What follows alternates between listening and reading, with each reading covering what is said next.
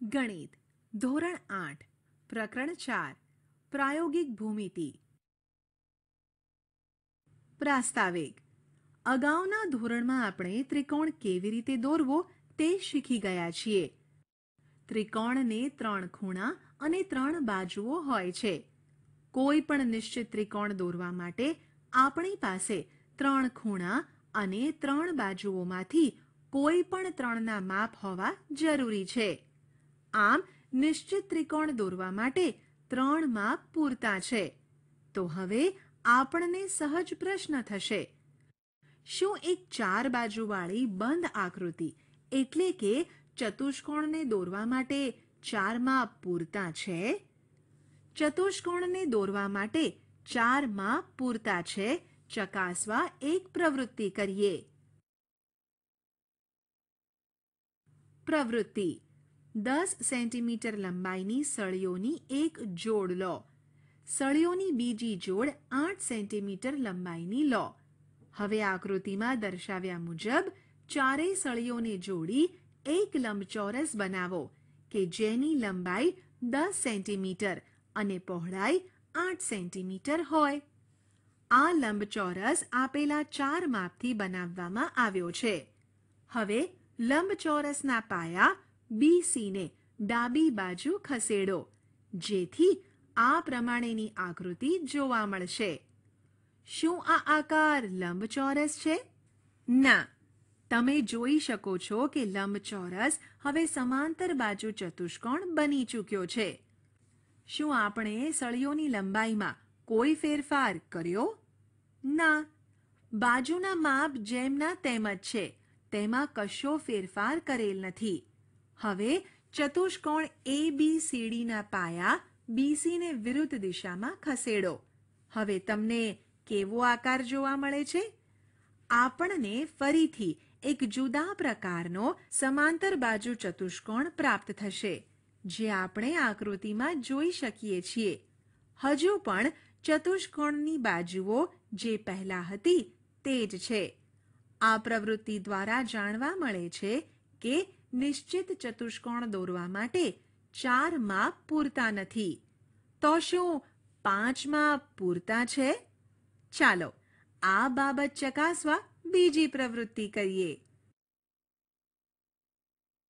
પ્રવૃત્તિ ફરીથી આપણે 10 સેન્ટીમીટર લંબાઈની 2 સળીઓ અને 8 સેન્ટીમીટર લંબાઈની 2 સળીઓનો ઉપયોગ કરી એક લંબચોરસ બનાવીશું. હવે બીડી લંબાઈની એક સળીને આકૃતિમાં દર્શાવ્યા મુજબ B અને D સાથે જોડીશું. જુઓ, હવે આપણે લંબચોરસના પાયા BC ને ડાબી બાજુ કે જમણી બાજુ ખસેડીને આકાર બદલી શકીએ છીએ? ના. આકૃતિને ખોલ્યા સિવાય આ શક્ય નથી. આમ 5મી સળીને લંબચોરસના વિકર્ણ તરીકે ગોઠવતા એક નિશ્ચિત લંબચોરસ પ્રાપ્ત થાય છે. આવો બીજો કોઈ ચતુષ્કોણ એટલે કે આપેલ બાજુઓની લંબાઈ ધરાવતો ચતુષ્કોણ શક્ય નથી. આ પ્રવૃત્તિ દ્વારા આપણે કહી શકીએ કે 5 માપ દ્વારા નિશ્ચિત ચતુષ્કોણ પ્રાપ્ત થાય છે. પણ શું 5 માપ એક નિશ્ચિત ચતુષ્કોણ દોરવા માટે પૂરતા છે?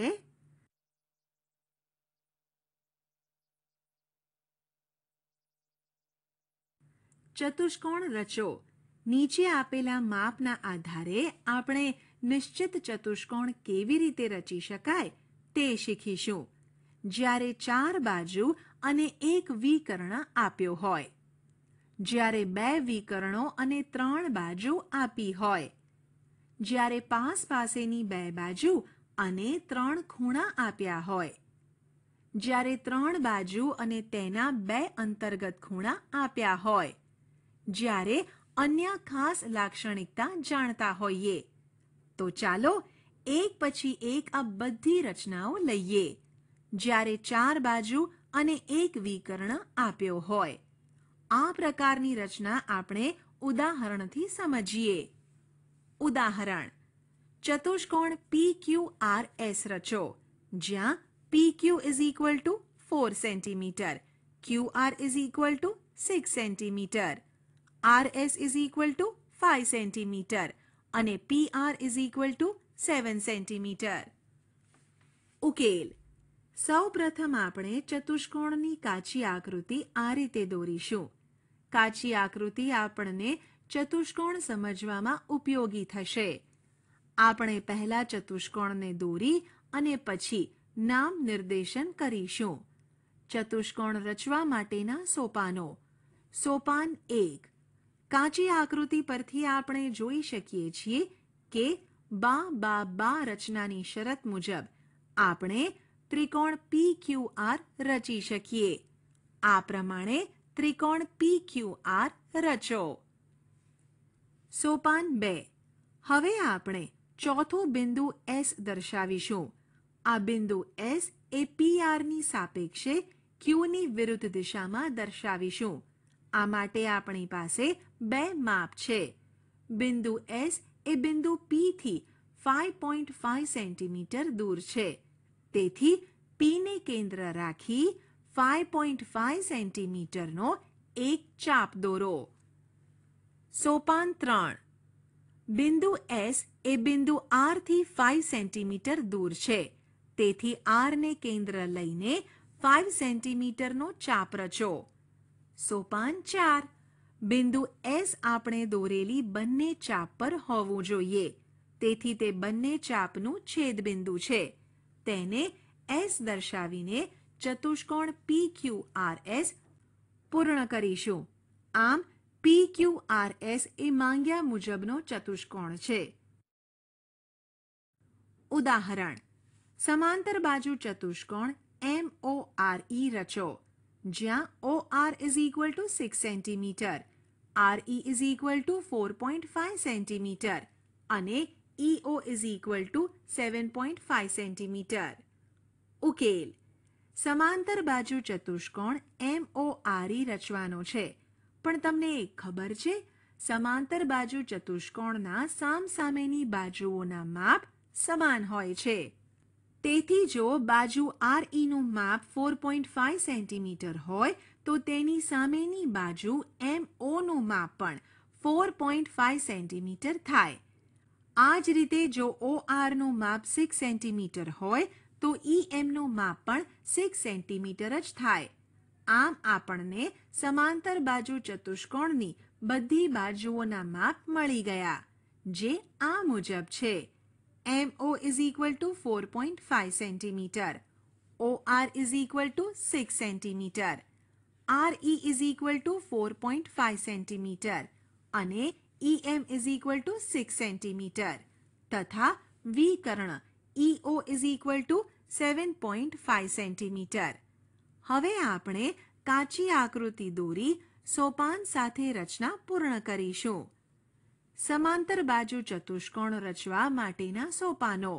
સોપાન 1. કાચી આકૃતિ પરથી આપણે સરળતાથી જોઈ શકીએ છીએ કે બા રચનાની શરત મુજબ આપણે ત્રિકોણ ERO રચી શકીએ. આ પ્રમાણે ત્રિકોણ ERO રચો. સોપાન 2. હવે આપણે ચોથું બિંદુ M દર્શાવીશું. આ બિંદુ M એ EO ની સાપેક્ષે R ની વિરુદ્ધ દિશામાં દર્શાવીશું. આ માટે આપણી પાસે બે માપ છે. બિંદુ M એ બિંદુ E થી 6 સેન્ટીમીટર દૂર છે. તેથી E ને કેન્દ્ર રાખી 6 સેન્ટીમીટરનો એક ચાપ દોરો. સોપાન 3. બિંદુ M એ બિંદુ O થી 4.5 સેન્ટીમીટર દૂર છે. તેથી O ને કેન્દ્ર લઈને 4.5 સેન્ટીમીટરનો ચાપ રચો. સોપાન 4. બિંદુ M આપણે દોરેલી બંને ચાપ પર હોવું જોઈએ. તેથી તે બંને ચાપનું છેદબિંદુ છે. તેને M દર્શાવીને સમાંતર બાજુ ચતુષ્કોણ MORE પૂર્ણ કરીશું. આ MORE એ માંગ્યા મુજબનો સમાંતર બાજુ ચતુષ્કોણ છે. જ્યારે બે વિકર્ણો અને 3 બાજુ આપી હોય. જ્યારે 4 બાજુ અને એક વિકર્ણ આપ્યા હોય ત્યારે આપણે આપેલી માહિતી પરથી પહેલા ત્રિકોણ દોરીએ છીએ અને પછી ચોથું બિંદુ દર્શાવવાનો પ્રયત્ન કરીએ છીએ. એ જ રીતનો ઉપયોગ આપણે અહીંયા કરીશું.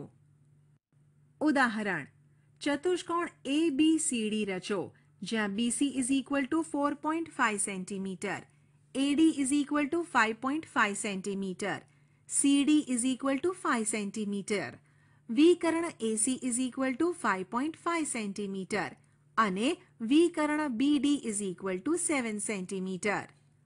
ઉકેલ: સૌ પ્રથમ ચતુષ્કોણ ABCD ની કાચી આકૃતિ દોરીશું. કાચી આકૃતિ પરથી આપણે સરળતાથી કહી શકીએ કે ત્રિકોણ ACD પ્રથમ દોરવો શક્ય છે. સોપાન 1. બા રચનાના આધારે ત્રિકોણ ACD રચીશું. સોપાન 2. D ને કેન્દ્ર રાખી 7 સેન્ટીમીટર ત્રિજ્યાનો એક ચાપ રચો. સોપાન 3. C ને કેન્દ્ર રાખી 4.5 સેન્ટીમીટર ત્રિજ્યાનો એક ચાપ રચો. સોપાન 4. હવે આ બંને ચાપ જ્યાં છેદે ત્યાં બિંદુ B વડે દર્શાવીને ABCD પૂર્ણ કરો. આમ ABCD એ માંગ્યા મુજબનો ચતુષ્કોણ છે. જ્યારે પાસેની બે બાજુ અને 3 ખૂણા જાણતા હોઈએ. આ પ્રકારની રચના આપણે ઉદાહરણથી સમજીશું. ઉદાહરણ: ચતુષ્કોણ MIST રચો, જ્યાં MI = 3.5 સેન્ટીમીટર, IS = 6.5 સેન્ટીમીટર, ખૂણો M = 75 ડિગ્રી, ખૂણો I = 105 ડિગ્રી અને ખૂણો S = 120 ડિગ્રી. ઉકેલ: કાચી આકૃતિ દ્વારા ચતુષ્કોણ MIST દર્શાવેલ છે, જે આપણને રચનાના સોપાનો નક્કી કરવામાં ઉપયોગી થશે. સોપાન 1. 3.5 સેન્ટીમીટર લંબાઈનો રેખાખંડ MI રચ્યા બાદ I બિંદુ પાસે ખૂણો MIX = 105 ડિગ્રી રચો. સોપાન 2. કિરણ IX પર બિંદુ S એવું રચો કે જેથી રેખાખંડ IS = 6.5 સેન્ટીમીટર થાય. ત્યારબાદ બિંદુ S પાસે ખૂણો ISY = 120 ડિગ્રી રચો. સોપાન 3.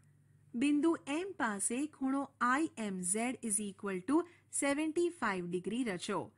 કિરણ SY અને MZ એકબીજાને જ્યાં છેદે ત્યાં બિંદુને T વડે દર્શાવો. આ રીતે આપણને માંગ્યા મુજબનો ચતુષ્કોણ MIST પ્રાપ્ત થશે. ઉદાહરણ: ચતુષ્કોણ MORE રચો, જ્યાં MO = 6 સેન્ટીમીટર, OR = 4.5 સેન્ટીમીટર, ખૂણો M = 60 ડિગ્રી, ખૂણો O = 105 ડિગ્રી અને ખૂણો R = 105 ડિગ્રી હોય. ઉકેલ: ચતુષ્કોણ MORE ની કાચી આકૃતિ આ રીતે દોરીશું. સોપાન 1. 6 સેન્ટીમીટર લંબાઈનો રેખાખંડ MO રચ્યા બાદ O બિંદુ પાસે ખૂણો MOX = 105 ડિગ્રી રચો. સોપાન 2. કિરણ OX પર બિંદુ R એવું રચો કે જેથી રેખાખંડ OR = 4.5 સેન્ટીમીટર થાય. ત્યારબાદ બિંદુ R પાસે ખૂણો ORY = 105 ડિગ્રી રચો. સોપાન 3. બિંદુ M પાસે ખૂણો OMZ = 60 ડિગ્રી રચો. કિરણ RY અને MZ એકબીજાને જ્યાં છેદે ત્યાં બિંદુને E વડે દર્શાવો. આ રીતે આપણને માંગ્યા મુજબનો ચતુષ્કોણ MORE પ્રાપ્ત થશે.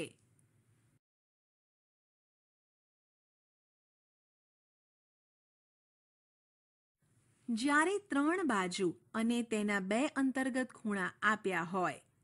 આ પ્રકારની રચના આપણે ઉદાહરણથી સમજીશું.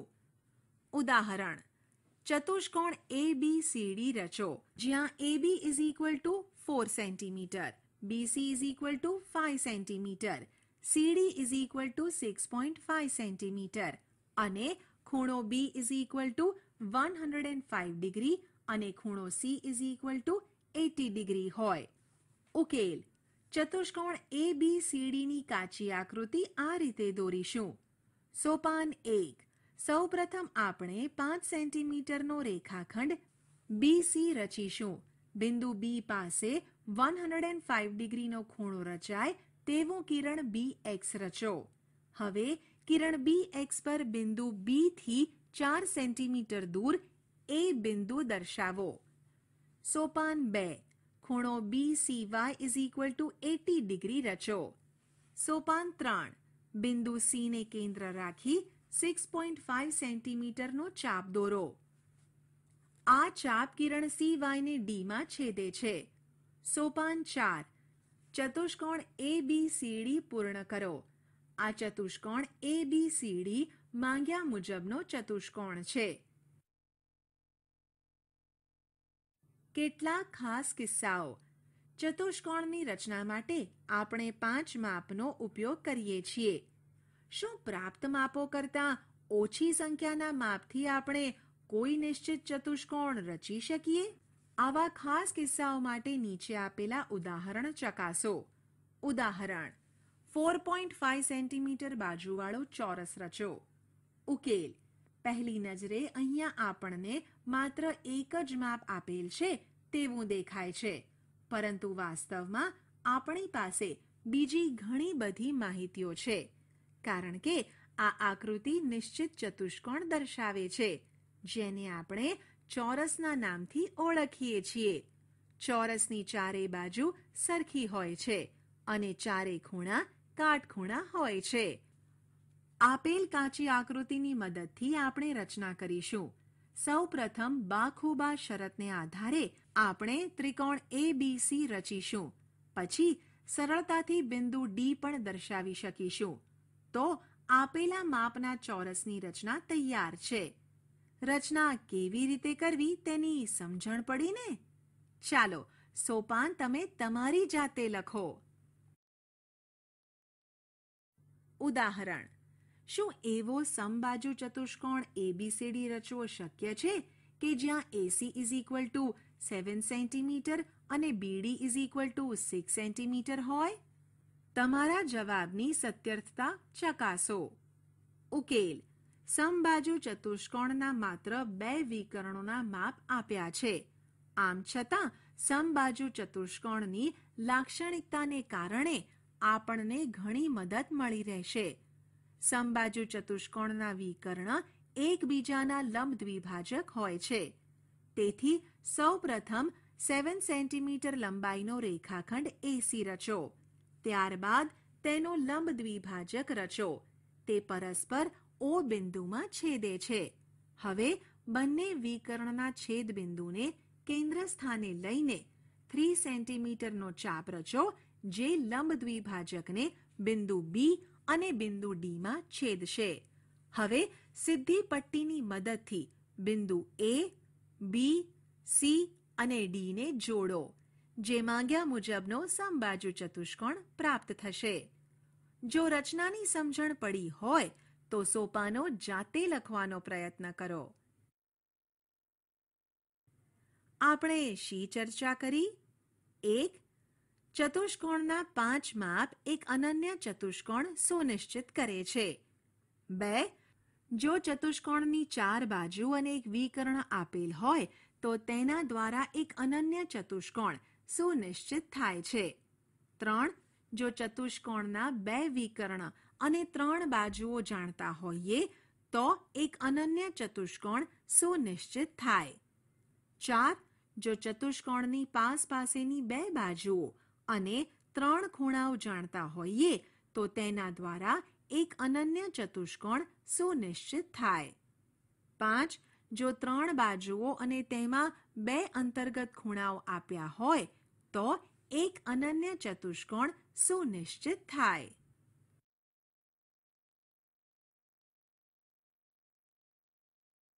આશા છે કે તમને આ ઈ લર્નિંગ મોડ્યુલમાં મજા આવી હશે.